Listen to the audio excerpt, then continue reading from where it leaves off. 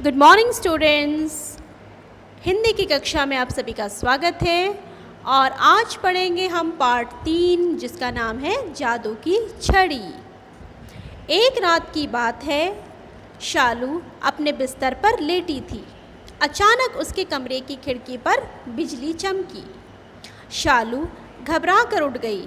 उसने देखा कि खिड़की के पास एक बुढ़िया हवा में उड़ रही थी।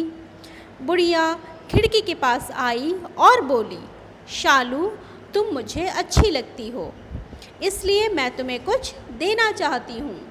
शालू यह सुनकर बहुत खुश हुई।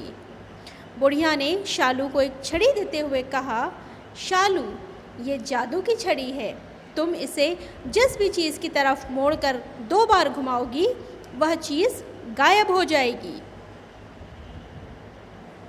अगले दिन सुबह शालू वह छड़ी अपने स्कूल ले गई।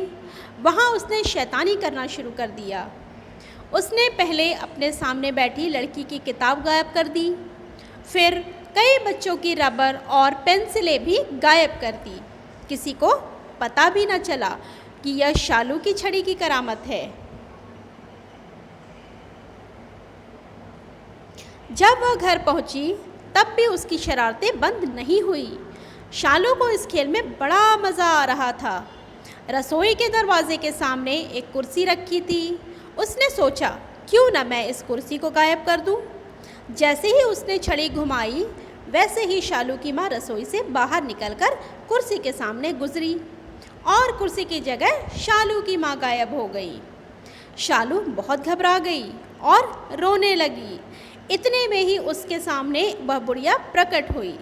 शालू ने बुढ़िया को सारी बातें बताई। बुढ़िया ने शालू से कहा, मैं तुम्हारी माँ को वापस ला सकती हूँ, लेकिन उसके बाद मैं तुमसे ये जादू की छड़ी वापस ले लूँगी।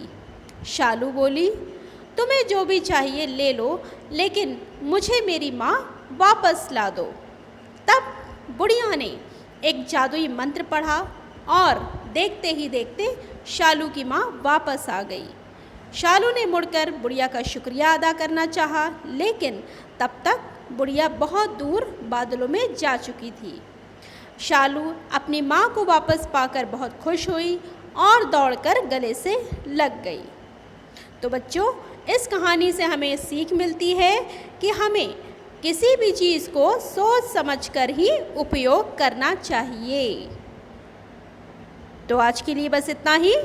धन्यवाद।